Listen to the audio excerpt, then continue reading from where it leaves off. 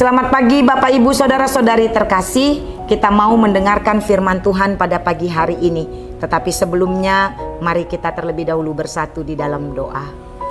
Tuhan, terima kasih karena Engkau bersama-sama dengan kami sampai kami memasuki kehidupan baru pada pagi hari ini. Sebelum kami melanjutkan segala aktivitas kami hendak terlebih dahulu belajar dari firman-Mu, sehingga kami punya kekuatan untuk menjalani hidup kami pada satu hari ini.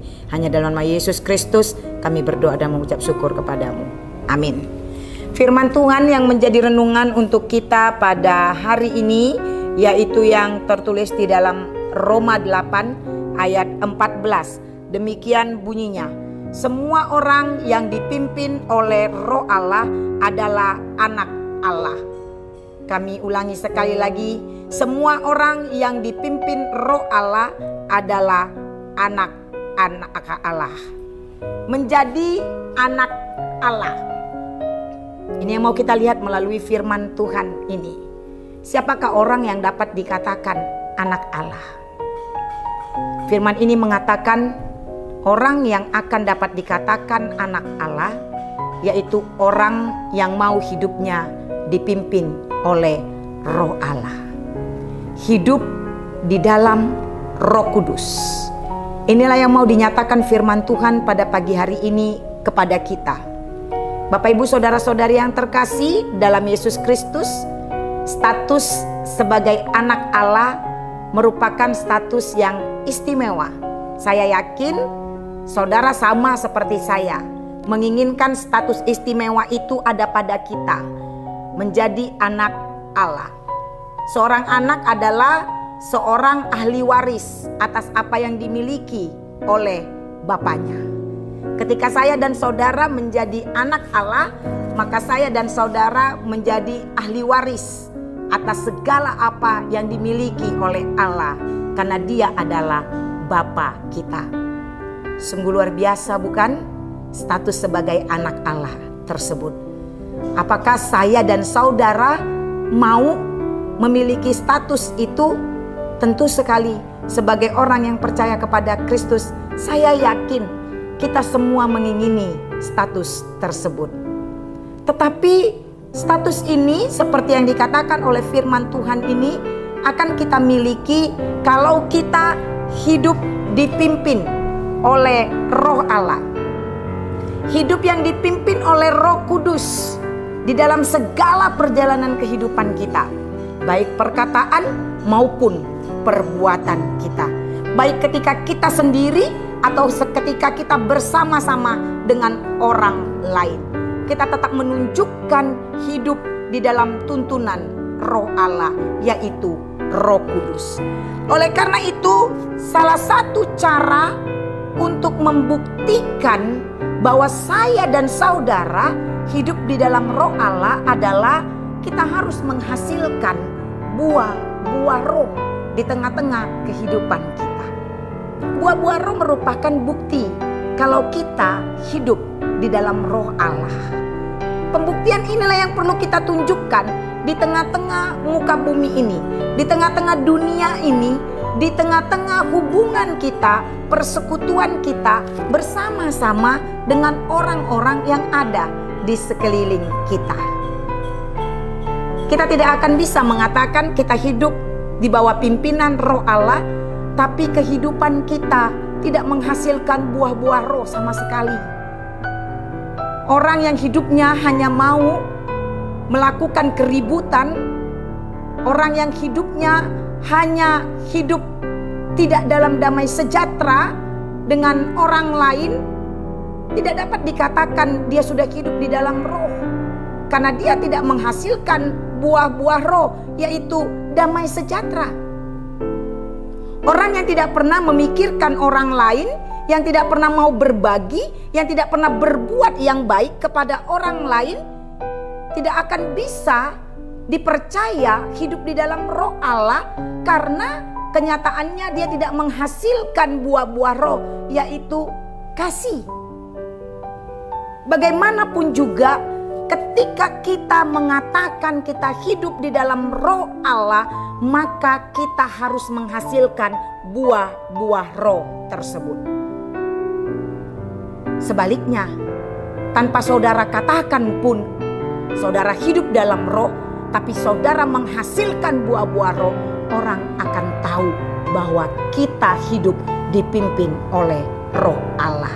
Karena itu, Bapak, Ibu, saudara-saudari yang terkasih, mari kita sama-sama melihat apa yang sudah kita hasilkan di tengah-tengah kehidupan kita. Kehidupan yang kudus di hadapan Tuhan, kehidupan yang menghasilkan buah-buah roh di tengah-tengah hubungan kita dengan sesama. Orang-orang yang hidup di dalam tuntunan Roh Allah tidak lagi menurut daging kehidupannya. Dia tidak lagi hidup seturut dengan keinginan-keinginan daging, tapi dia akan menjauhkan dirinya, akan menjauhkan hidupnya dari keinginan-keinginan daging tersebut. Tidak ada lagi di situ perselisihan, tidak ada lagi di situ perseteruan, tidak ada lagi di situ percabulan, tidak ada lagi di situ kenajisan, tidak ada lagi di situ saksi dusta. Tapi kita akan hidup di dalam kekudusan, kesucian, kebenaran. Itulah yang kita hasilkan di tengah-tengah kehidupan kita. Orang yang hidupnya dipimpin oleh Roh Allah, dia akan berorientasi kepada Allah, bukan berorientasi kepada dirinya sendiri, bukan berorientasi kepada kepentingan dagingnya, tapi dia berorientasi apa keinginan Allah dalam kehidupanku. Itu yang akan dilakukan oleh orang yang hidup di dalam pimpinan Roh Allah. Oleh karena itu, Bapak, Ibu, saudara-saudari yang terkasih dalam Yesus Kristus, hari ini firman Tuhan ini mengingatkan saya dan saudara. Roh siapakah yang ada pada kita? Sudahkah kita memang hidup dipimpin Roh Allah? Mari lihat apa yang sudah kita hasilkan. Hidupmu berorientasi kepada apakah atau kepada siapakah? Kalau hidupmu masih berorientasi kepada dirimu sendiri, keinginan dagingmu sendiri, kepada dunia ini, maka mari kita sama-sama bertobat. Mari kita sama-sama berubah. Hidup kita harus berorientasi kepada Tuhan. Hidup kita harus berorientasi kepada Kristus. Hidup kita harus berorientasi yang dipimpin oleh Roh Kudus, agar kiranya kita benar-benar mampu melakukan apa yang diinginkan oleh Allah, bukan apa yang diinginkan oleh diri kita sendiri. Marilah kita bersama-sama untuk mencoba memeriksa diri kita masing-masing melalui firman Tuhan ini. Apakah saya dan saudara sudah dipimpin oleh Roh Allah? Kalau kita mau menjadi anak Allah, kita mau menjadi ahli waris dari Sang Bapa, maka kita harus mau hidup dipimpin oleh Roh Allah itu sendiri. Rendahkanlah hatimu, rendahkanlah dirimu ke hadapan Tuhan. Biarlah Roh Allah saja yang menuntun dan membimbing kehidupan kita. Amin. Kita berdoa. Tuhan, terima kasih untuk firman-Mu. Pagi hari ini menyapa kami, mengingatkan kami tentang status kami sebagai anak-anak Allah yang harus kami lakukan, yaitu hidup dipimpin oleh Roh-Mu sendiri.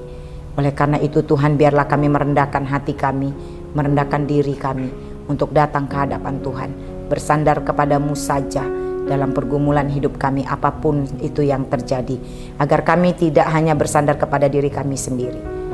Biarlah kami Tuhan berorientasi hanya kepada Tuhan saja, mencari keinginan-Mu, bukan keinginan kami, bukan keinginan daging kami, bukan keinginan dunia ini di tengah-tengah kehidupan kami. Tapi biarlah hanya keinginan Tuhan saja yang kami cari, yang kami lakukan, sehingga setiap kami menghasilkan buah-buah roh dalam kehidupan kami. Kami percaya Bapa, jikalau Tuhan bersama-sama dengan kami, maka kami akan mampu melakukan itu semua seturut dengan kehendak-Mu. Terima kasih Bapa di surga, pada satu hari ini segala perjalanan kehidupan kami mau serahkan kepada Tuhan. Semua jemaat-jemaat-Mu yang akan berangkat untuk menuju setiap pekerjaan mereka, Tuhanlah yang bersama-sama dengan mereka. Semua orang-orang percaya kepada Tuhan yang sedang bergumul dalam penyakitnya, kiranya Tuhan memberikan kekuatan dan kesembuhan kepada mereka. Biarlah tangan kasih-Mu menyertai mereka. Jikalau ada jemaat Tuhan yang sedang dalam keadaan berduka saat ini, Tuhan, Engkau adalah roh penghibur, sumber penghiburan bagi orang-orang yang berduka dan patah hati. Biarlah Engkau menyembuhkan mereka dari kedukaan dan patah hatinya, dan memulihkan mereka untuk memiliki kekuatan baru menghadapi segala perjalanan kehidupannya. Bapa di surga, berkati pekerjaan semua jemaat-jemaat Tuhan, agar kiranya mereka melakukan pekerjaannya seturut dengan kehendak-Mu, sehingga apa yang mereka hasilkan melalui pekerjaannya itu akan menjadi kemuliaan bagi nama Tuhan. Mereka menjadi saluran berkat di tengah-tengah keluarganya. Kami percaya Bapa, Engkau juga akan menyertai semua anak-anak kami, anak-anak jemaat-Mu, anak-anak keluarga-keluarga yang percaya kepada Kristus dimanapun mereka berada. Tuhan lain menyertai mereka satu persatu. Jadikanlah semua anak-anak itu Tuhan menjadi anak-anak yang takut akan Tuhan. Terima kasih Bapa di surga. Kami mau serahkan hidup kami ke dalam tangan pengasihan-Mu. Engkau lain menyertai kami dari sekarang sampai selama-lamanya. Dalam nama Yesus Kristus kami berdoa dan mengucap syukur kepadamu. Amin. Selamat pagi Bapak Ibu Saudara-saudari terkasih. Selamat beraktivitas kembali. Tuhan Yesus memberkati.